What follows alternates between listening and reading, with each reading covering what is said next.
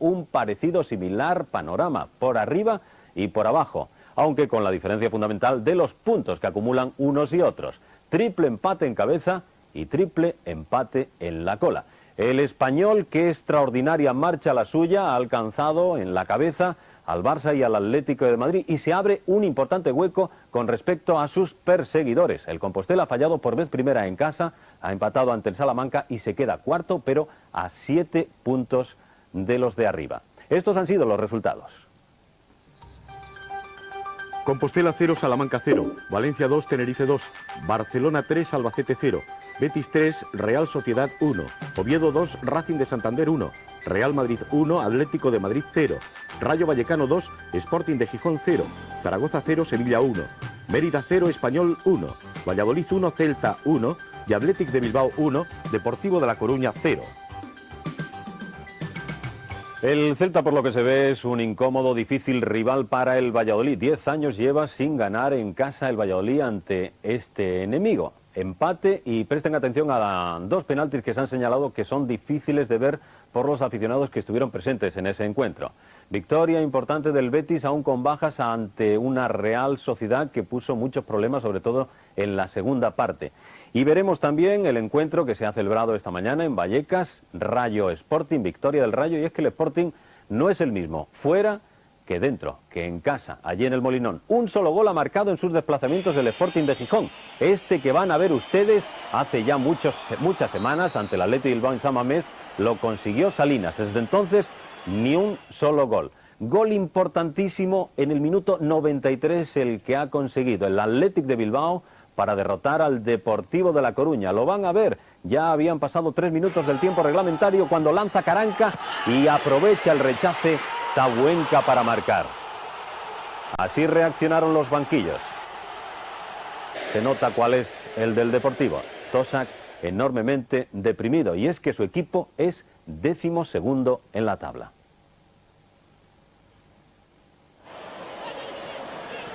Goicoechea confirma que es uno de los jugadores más en forma del Athletic y provoca la primera oportunidad del partido. Después dispara a Echeverría.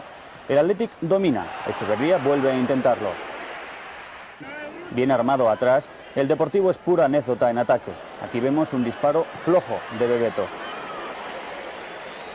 Es mucho más agresivo el Athletic, aunque le falle la puntería. Guerrero dispone de otra ocasión. De hecho, Guerrero, con Goicoechea y Echeverría, son los únicos que destacan en un partido de poco lustre. La jugada de Echeverría y el disparo también de él. Al grupo de los elegidos quiere sumarse Óscar Vales con esta jugada. Dispara, pero la pelota golpea en Villarroya y está a punto de sorprender a Diagne.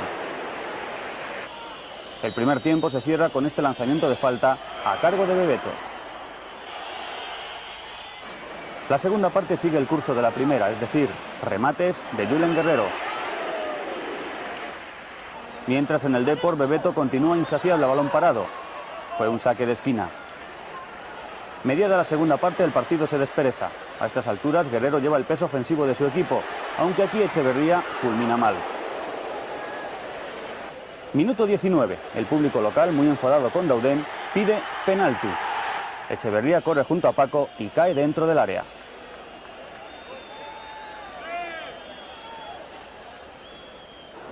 El Deportivo aparece muy poco en ataque. Lo mejor este disparo de Mauro Silva. A continuación, en los últimos minutos del partido, el Athletic se lanza con más decisión hacia la victoria. Primero con este remate de Galdames, que atrapa a Liaño. Más clara es la siguiente oportunidad de Ziganda, que salió en el último tramo del partido. El Deportivo solo existe a balón parado. Este trayazo es de Donato. Decisión, coraje y suerte. Minuto 48. Zambombazo de Caranca. Rechaza Liaño y marca Tabuenca.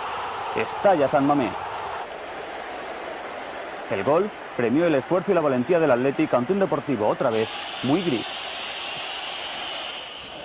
Solventado el problema de la banda izquierda, Calderón y Michel lo hicieron muy bien, el Rayo Vallecano de Marcos funcionó perfecto. Además, a los 2 minutos y medio se encontró con este penalti de Ablanedo a Guillermo. Las piernas de Juan Carlos le derriban más por la inercia de la salida que por la intención. Incluye la pena máxima, cartulina roja para el portero asturiano, y la baja de Pablo, que dejó su puesto al suplente Ramón. Baroja transforma 1-0 y el Sporting a intentar salvar el hándicap de la inferioridad. A los 7 minutos, adelantada la defensa Astur, Guillerme falla el intento de vaselina en una buena salida de Ramón.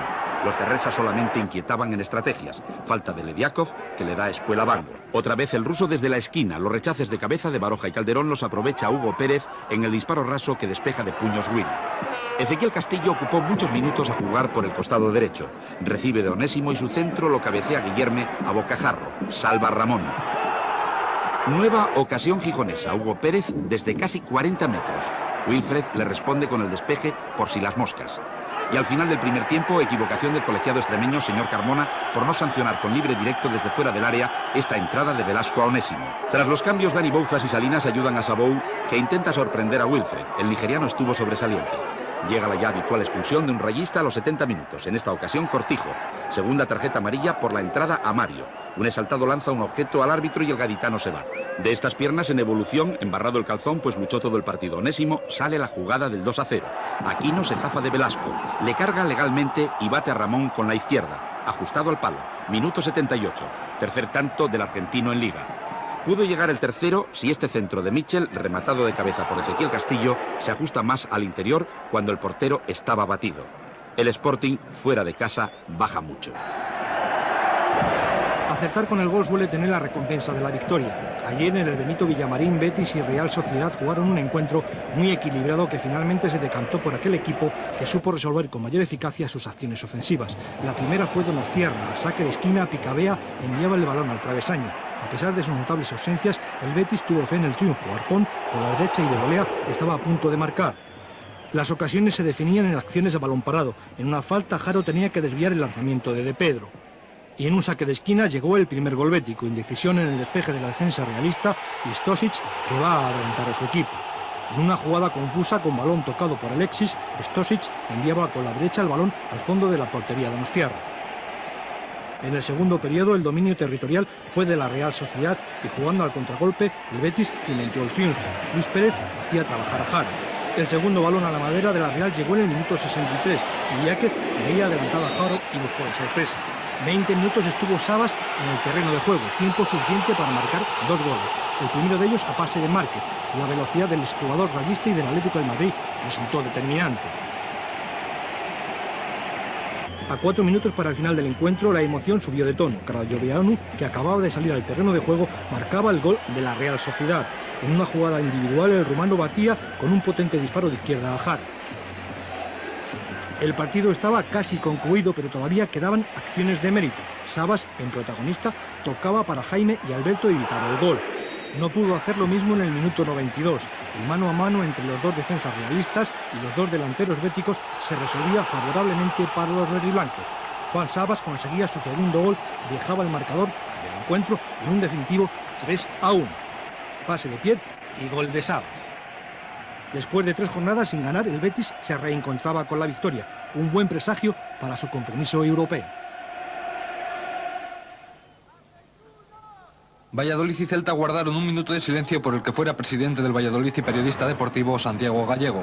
Los locales fueron muy superiores en el primer tiempo, pero Prats desbarató sus ocasiones, primero en el cabezazo de Quevedo. El Celta solo se aproximó con peligro en este remate de Ratkovic. Mientras Prats volvía a entrar en acción tras el bonito remate de Fernando, que cabecea al centro de Soto. Una gran acción de los dos protagonistas, Fernando y Prats, que se volverían a encontrar poco después. El gran disparo de Fernando y la parada de Prats. Pero la ocasión más clara la tuvo sin duda Halilovic, que a la salida de un córner no acierta a batir al guardameta del Celta. Vemos los reflejos de Prats tras el remate de Halilovic. A los 15 minutos del segundo tiempo llegaría la jugada del primer penalti. García Aranda ve falta en la acción de Merino sobre Quevedo, que vemos repetida.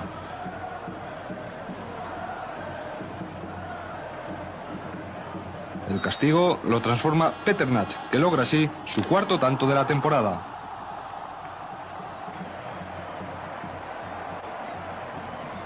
Pero 11 minutos después se reproduce la situación en el otro área, cuando Bajcetic cae ante 3 jugadores vallisoletanos. García Aranda no lo duda. En la repetición vemos cómo es Asanovic el que carga sobre el jugador del Celta. Udel se encarga de lograr el empate con gesto incluido hacia el público.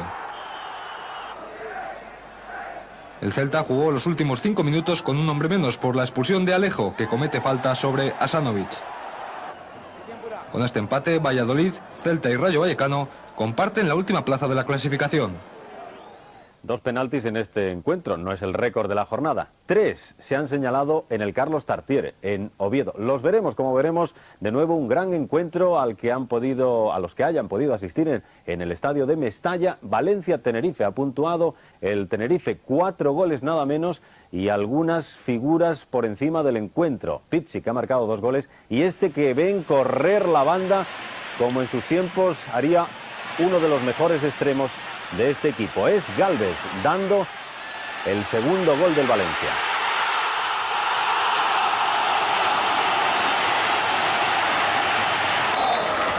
Y el que se lanza en plancha es Benítez, después de haber conseguido el gol de la victoria del Español. Benítez, el más pequeño de su equipo, es el que está haciendo los más grandes goles.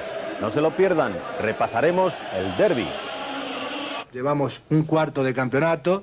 Nuestros rivales nos han dado muchas oportunidades ya que nosotros no hemos aprovechado, pero seguimos ahí a tiro. Y como nos van a seguir dando oportunidades, se trata de empezar a aprovecharlas. Sí, se perdió un partido, pero no batalla, porque creo que aquí podemos demostrarlo. De nuevo con ustedes, después de haber escuchado los últimos datos sobre las elecciones en Cataluña, tomamos de nuevo el pulso a lo acontecido hoy en el fútbol, en Liga de Primera División. Lo hacemos con una de las más notables victorias a domicilio, la del Español ante el Mérida, con un soberbio gol de Benítez. 5ª victoria y además consecutiva del Español, algo que no había conseguido a domicilio en sus 60 años en Primera División. Y un campeón en apuros, el Zaragoza, que ha sufrido el renacer de un goleador. Estamos hablando del sevillista Šuker. Marcaba 2 goles hace una semana, marcaba de nuevo con su selección Croacia y hoy lo ha hecho de esta manera para ganar en Zaragoza. Y también ha marcado Hagi, 3ª vez titular en el Fútbol Club Barcelona.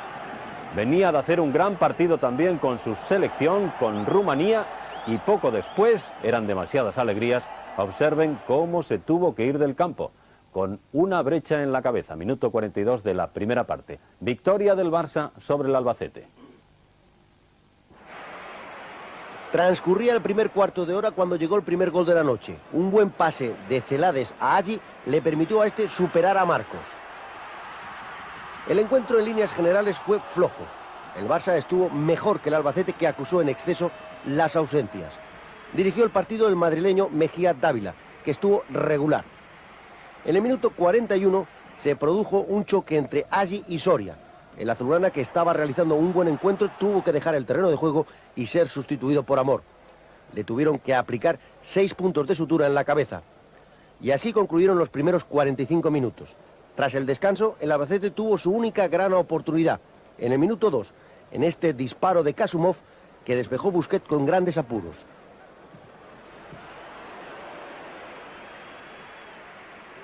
En el minuto 17, una gran jugada personal de Popescu valió el segundo gol azulgrana. Presten atención. Ayer, Cruyff dosificó mucho a sus jugadores extranjeros, dejando a Figo durante todo el encuentro en el banquillo, y al autor de este gol que únicamente jugara en los últimos 35 minutos de partido.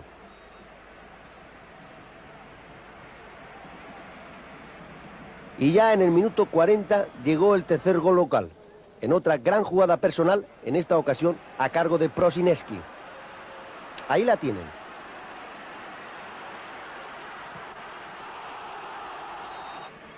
Ayer se jugó todo el encuentro bajo una tenue lluvia, con una floja entrada y con fútbol a cuentagotas. Y 2 minutos después de este gol, esta jugada le valió la segunda tarjeta amarilla a Robert Prosineski y lógicamente tuvo que dejar el terreno de juego.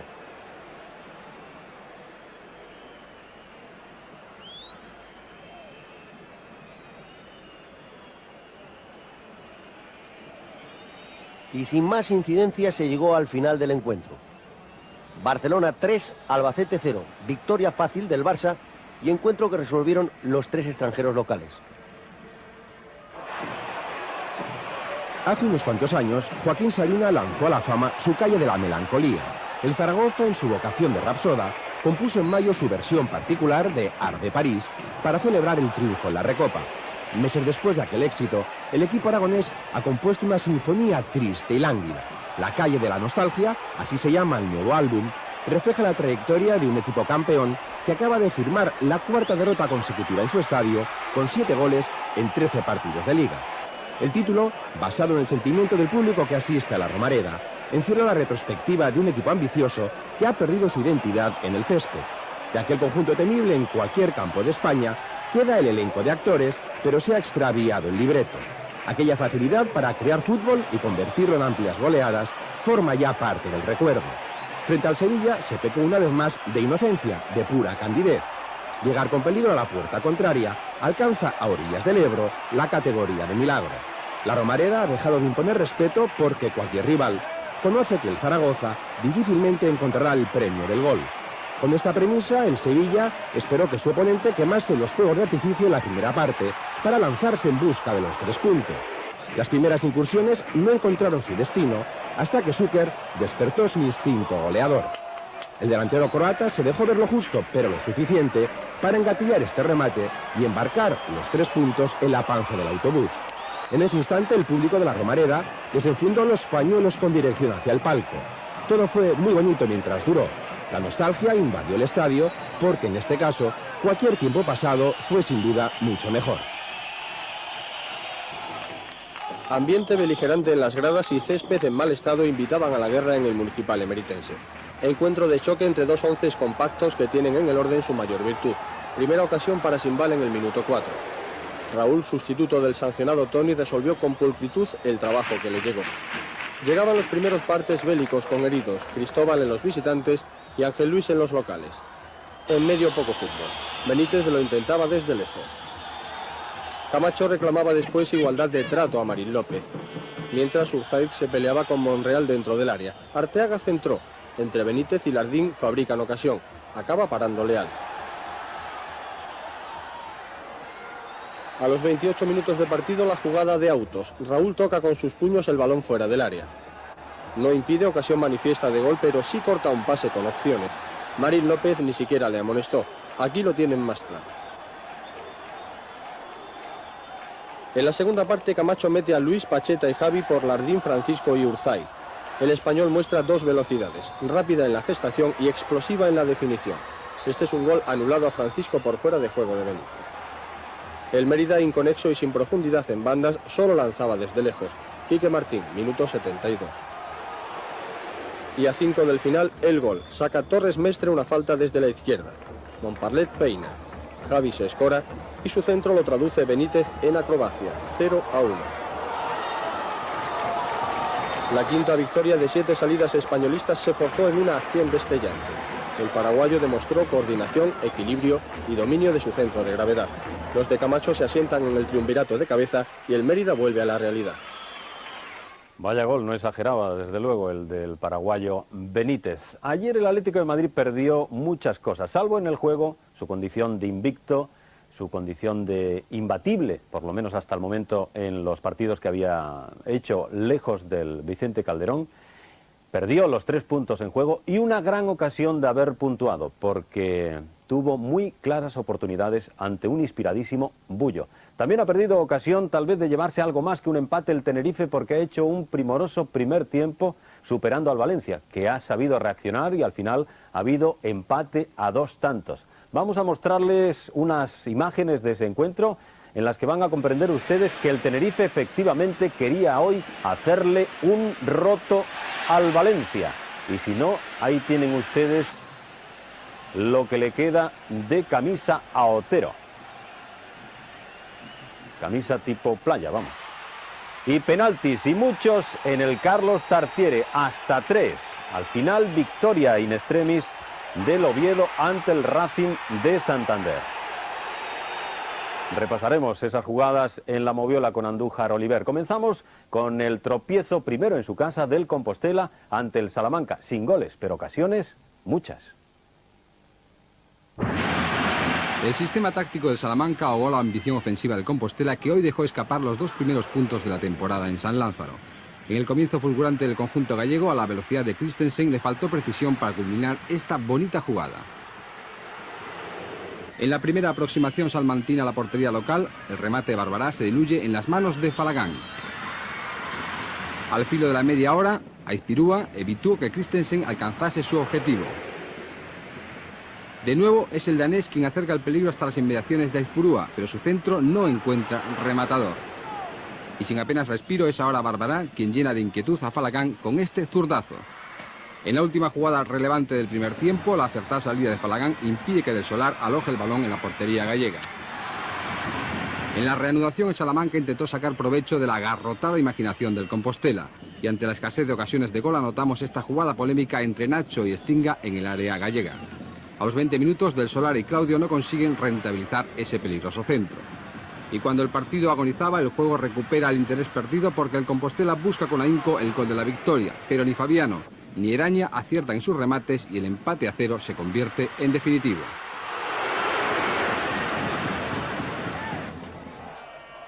El Racing tuvo el partido ganado durante 80 minutos y aún pudo rematarlo si Luis Fernández acierta a convertir el primero de los 3 penaltis que señaló esta tarde Esquinas Torres. Pese a ello, enfrente tuvo a un Oviedo sacrificado que buscó insistentemente el triunfo que al final, aunque agónicamente, obtuvo con toda justicia. Carlos reclamó penalti de Tomás a los 35 minutos, pero Esquinas Torres parecía reservarlos para la segunda parte. Al filo del descanso llega el 0-1. Saque largo de Ceballos para la cabeza de Alberto, que deja en franquía a Popov. El disparo del ruso cruzado supera a Mora. Esta es otra perspectiva de la rapidísima jugada de los santanderinos. Popov, raso, bate a Mora. Con el 0-1 se fueron los dos equipos al descanso. Después siguió presionando el Oviedo con ocasiones como esta de Dubovsky. Y ahora oportunidad para el Racing. El recién incorporado Esteban Torres es derribado claramente por Pedro Alberto. Vean de nuevo la entrada del defensa al delantero santanderino. El penalti que podría suponer el 0-2 lo lanza Luis Fernández. Mora, en una gran intervención, evita el tanto. Inmediatamente penalti de nuevo, pero en la portería contraria. Pablo derriba a Peter Dubovsky y Esquinas Torres vuelve a señalar el punto de castigo. Parece que Pablo empuja con su brazo al internacional eslovaco. Y el propio Dubovsky se encarga de hacer subir al marcador a los 36 minutos el gol del empate. Aún no se habían repuesto del susto los cántabros cuando Carlos penetra en el área santanderina y se va al suelo. Esquinas Torres vuelve a señalar penalti en medio de las protestas racinguistas, que al final acabarían con Pablo en los vestuarios. Veamos de nuevo la jugada. Cae Carlos y no parece que exista contacto, salvo la posibilidad de que la puntera de Ceballos contacte con el delantero. Dubovsky extrañamente trata de convertir el castigo de esta singular manera que le facilita las cosas a Ceballos. Y 2 minutos después, en el 45, gran jugada de Iván Ania que habilita el remate de Oli para que convierta su 7º gol de la Liga. Era el 2-1 que ya no se movería hasta el final. Aquí está de nuevo el gol del delantero Carballón que dedicó al presidente del club. Final pues de un partido de auténtico sufrimiento para el Oviedo.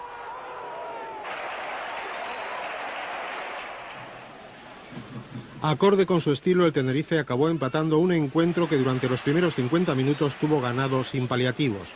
Felipe dio el primer aviso a Zubizarreta en el minuto 14 y confirmó que el Tenerife buscaba sin disimulo la victoria en Mestalla. Así, en el minuto 21, una jugada de Vivar, Felipe y Pichi valió el primer gol del encuentro. El remate final del delantero hispano-argentino no dio opción a Zubizarreta. El Valencia se estiró muy poco y en el par de ocasiones que lo hizo no tuvo coordinación entre sus hombres. El Tenerife desperdició su mayor presencia en el área valencianista con remates flojos o inocentes como este de Pinilla. Ojeda tampoco tuvo problemas para mantener su portería imbatida en este tiro de Fernando. La reacción valenciana comenzó a gestarse a los pocos minutos del segundo tiempo. Una jugada rápida de Maciño, Fernando y Gálvez sirvió para igualar el marcador. Era el minuto 3 y el error de Aguilera y Julio Llorente facilitó la consecución del tanto del siempre eficaz Gálvez. Sin embargo, el Tenerife no acusó el golpe y siguió buscando el área de Zubizarreta. Tan solo minuto y medio después, Felipe y Pichi volvieron a entenderse a la perfección y el delantero marcó otro bonito gol con evidente facilidad por una banda que era un coladero. Poco después, Mendieta suplió a Escurza para taponar los huecos. Esa decisión, junto con el despertar de hombres como Mijatovic, Fernando y el propio Gálvez, posibilitó el empate del Valencia. En el minuto 13, Gálvez escapó de Apal y centró a Mijatovic. El montenegrino dejó el balón en la boca de gol y César Gómez tuvo la mala fortuna de batir su propia meta ante la llegada de Fernando. Una vez más, el Tenerife pagaba cara la inestabilidad defensiva que le caracteriza. Este gol sí descompuso a los isleños, que a partir de ahí bastante tuvieron con aguantar sin mayor daño las acometidas que un Valencia dueño ya de la situación le creó hasta el final. En el minuto 32 de esta segunda parte se reclamó penalti en esta jugada de Gálvez con Apal a centro de Mijatovic, que el árbitro Prados García no consideró punible. Con el Valencia volcado se llegó al final con el empate justo en líneas generales. Raúl acabó con la condición de líder de invicto del Atlético de Madrid. La apuesta de Valdano por el manejo del balón dio pronto. Minuto 9, resultado. Laudrup y Sandro construyen para Quique, que dispara cruzado. Raúl, aliado con el gol, terminó con la estadística de Molina. Llegaba imbatido fuera del Calderón. A sus goles en Europa y los sub-21, Raúl suma su quinto tanto en la Liga. El Atlético en los primeros minutos se limitó a esperar la recuperación del esférico. Caminero, estancado en la banda, se la puso a Penef, que confirma su sequía anotadora. Bullo hizo alarde de reflejos y fue el mejor en el flojo encuentro. Se permitió el lucimiento en los lanzamientos de Pantic. Los rojiblancos, con el marcador adverso, adelantaron líneas. Las contras fueron del Madrid. El servicio de Laudrup y la volea de Luis Enrique encuentran respuesta en Molina. Paco Bullo, rápido también en la salida, arrebató de forma limpia el balón a Pene. Y antes de llegar al descanso, entendimiento entre Sandro y Raúl con disparo final de Quique e intervención del portero. Segunda parte. Al minuto la polémica. Kiko y Alcorta comienzan un largo forcejeo en el centro del campo. La pugna llega al área con caída de Kiko. Para los atléticos, penalti. Para el árbitro Díaz Vega, nada. La mayor iniciativa visitante permitía mejor circulación local en los ataques. Zamorano no puede culminar la jugada de Luis Enrique, Raúl y Laudrup. Caminero decidió abandonar por su cuenta el derbi antes de tiempo. Entrada inútil a Michel y la segunda amarilla, otra vez expulsado. Aun con un hombre menos no dejó de intentar la igualada al Atlético. Dos ejemplos, el libre de Pantic al larguero y un disparo de Vizcaíno en el último minuto que hubiera significado el empate de no Mediarrullo. 1-0 final. El Madrid no ha dicho adiós a la Liga. Victoria que los jugadores brindaron a Mendoza en su adiós a la presidencia. El encuentro vino marcado precisamente por eso, por el adiós de Mendoza. El próximo miércoles volverá al estadio a animar al equipo, a chillar al presidente, son palabras textuales de Mendoza, pero lo hará desde su asiento de socio. Mendoza asomó la cabeza por una de las puertas que da a las galerías interiores. Le esperábamos con el traje azul de corte italiano que le dio siempre el aspecto de estar por encima del bien y del mal, y apareció con uno de tono discreto. Había escasa ironía y sorna en sus palabras y más bien algo de nostalgia y tristeza.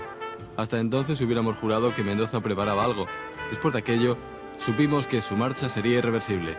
He is older, they are loving. He is hardened, they are grown. He is needing, they are giving. He is glad they are his own. Atravesó las galerías, camino de los vestuarios, como en él era habitual. Dentro de unas horas le esperan sus directivos. De aquí me he dejado yo 11 años totales de mi vida, ¿no? Que es mucho. Sobre todo en la parte final de la vida, que es más importante todavía.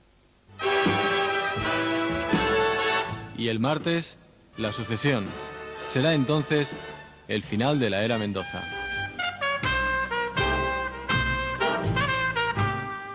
Irónico siempre Mendoza. Pues el presidente, hasta hoy por lo menos no se ha despedido, el presidente le debe un buen final al guardameta del Real Madrid, Bullo, porque si no hubiera sido por sus intervenciones, lo más probable es que el Real Madrid no hubiera podido anotarse la victoria. Y Bullo es la figura para nosotros en la jornada 13ª. Y en cuanto a los goles, No sé si coincidiremos con ustedes, es un gol que nos recuerda mucho a uno que marcó Johan Cruyff hace ya muchos años en el Camp Nou ante el Atlético de Madrid.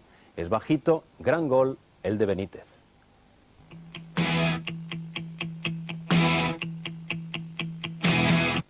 Espectacular tanto de Miguel Ángel Benítez en Mérida, rematando de forma acrobática con el exterior un balón centrado por Javi. Les recuerda aquel gol de Cruyff y paradojas del fútbol. Benítez ha anotado frente al equipo con el que la pasada temporada marcó 10 goles en 23 partidos.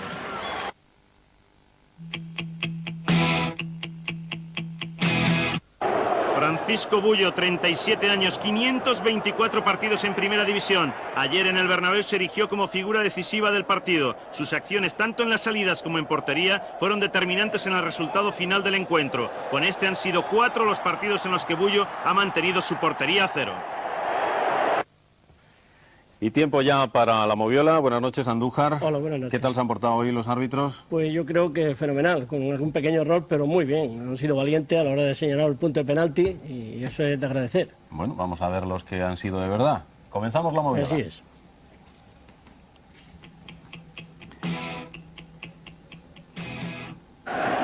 Estamos en el Santiago Bernabéu, reclaman los atléticos, penalti a Kiko. Sí, bueno, ahí vemos un forcejeo, pero que antes de entrar en el área, donde Kiko y Alcorta, los dos con los brazos, brazo derecho y brazo izquierdo, se tocan, pero no hay nada. Díaz Vega ahí estuvo fenomenal y acertó, porque no se ve nada punible entre los dos jugadores. Esta mañana en Vallecas, Rayo Sporting, minuto 2 de partido, Ablanedo a los pies de Guillerme. Sí. Quitó penalti y además le costó la expulsión. Aquí podemos ver cómo Guillerme lleva el balón controlado y le mete la pierna a Blanedo y le derriba. Por consiguiente, penalti y expulsión, acierto pleno del colegiado. Encuentro Valladolid-Celta, minuto 14 de la segunda parte. Sí, ahí podemos observar cómo Merino empuja a Quevedo en ese salto y es penalti, que no hay ninguna objeción, acierto también del colegiado y al sancionar la pena máxima. Se pitan pocos de estos, ¿eh? Pues sí, pero hay que sancionarlos. Lo que es penalti, hay que hacerlo. Otro parecido en este mismo encuentro. Pero aquí vemos todavía más claro, con más nitidez, cómo vemos que Asanovic, en la repetición lo van a poder comprobar, cómo Asanovic se lanza encima de Bajcevic y por consiguiente el penalti es clarísimo y bien señalado por el colegiado del encuentro. Esquinas Torres, todavía estamos en el encuentro. No, aquí vemos... Sí, nos querías mostrar la cantidad de jugadores que entran en el área antes de que se lance. Efectivamente, ahí como vemos que ahí se tenía que haber repetido, haber amonestado, como Raúl y 3 jugadores del Celta entran en el primer penalti. Y ahí se tenía que haber repetido el penalti y amonestar a los jugadores que entraron antes del tiempo. Pues se le hubieran acabado las tarjetas. Pasamos al Oviedo Racing, Esquinas Torres, 3 penaltis, este es el primero. Sí, ahí vemos un penalti claro de Pedro Alberto. Podemos observar cómo derriba con su pierna derecha, le da ahí el penalti bien señalado por el colegiado. Acierto pleno en esa jugada. Paró después Mora. Este es el segundo en el área contraria. Así es. Como vemos como Pablo con su brazo derecho empuja en la espalda de Dubowski. Penalti sin ningún género de duda, aunque lo reclamaron con mucha insistencia, pero se ve perfectamente que no hay acción a ninguna. Tarjeta amarilla fue mostrada y penalti claro. Minuto 41 de la segunda parte con 1-1 en el marcador. Presten atención a este penalti. Sí, bueno, ahí se tira claramente, Carlos. Hay que recriminarlo. En la mayoría de los países ya a los jugadores se les llama la atención por estas acciones y equivocó al árbitro. El árbitro sancionó penalti, pero observen cómo se tira claramente, Carlos, cuando no es tocado por el jugador. En otros países efectivamente ya ha habido sanciones para simulaciones como esta. Estamos en el Compostela Salamanca. Sí, en el Compostela aquí podemos observar cómo Nacho con la pierna y con el brazo empuja y se debió de haber señalado el penalti, cosa que no se hizo. A Estinga es derribado cuando no se señaló la pena máxima. Pues recordemos que terminó con empate a 0 ese encuentro. Así es, efectivamente. Gracias, Andújar. Hasta el próximo domingo. Hasta el próximo. Buenas noches. Vamos a recoger las impresiones que todo esto que ha acontecido en esta jornada ha producido en muchas de las personas que intervinieron, entrenadores y jugadores. La vieja historia, ¿no?, de Juan Sabas en el fútbol. El jugar un rato, a lo mejor marcar algún gol y luego no jugar. Si hubieran visto a un equipo entregado, pasota, encerrado en su área por un empate, yo creo que aquí hoy hubiéramos salido con la policía. La primera decisión, bien, el árbitro puede ver penalti, considero que se equivoca, pero es a su juicio interpretativo. Pero la segunda es el reglamento, el que hay que aplicar, y es clarísimamente una tarjeta amarilla. Ahí creo que el árbitro, el error es más grave, ¿no? Muchas veces cuando los entrenadores enfermamos de importancia y nos creemos que somos más importantes que el juego y con los jugadores, pues estamos perjudicando más esto que ayudándolo, ¿no?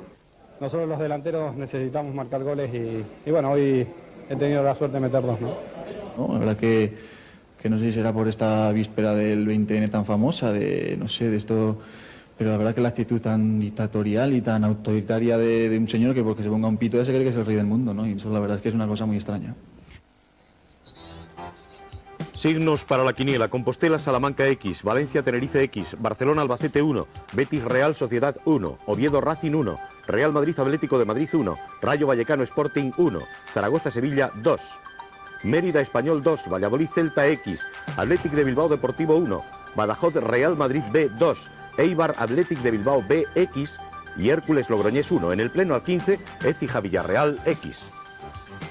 En la clasificación, 3 equipos están empatados en cabeza: Barcelona, Atlético de Madrid y Español con 30 puntos. Le sigue el Compostela con 23, tienen 21 Real Madrid, Betis y Valencia, 19 Sporting y Athletic de Bilbao, con 16 Tenerife y Oviedo. A continuación, Deportivo y Racing de Santander, 15 puntos, 14 Mérida, Sevilla, Real Sociedad y Zaragoza. Salamanca tiene 13, el Albacete 12 y en el último lugar de la tabla también 3 equipos, Valladolid, Celta y Rayo Vallecano con 11 puntos. Nada más, gracias por acompañarnos, les esperamos el próximo domingo. Buenas noches.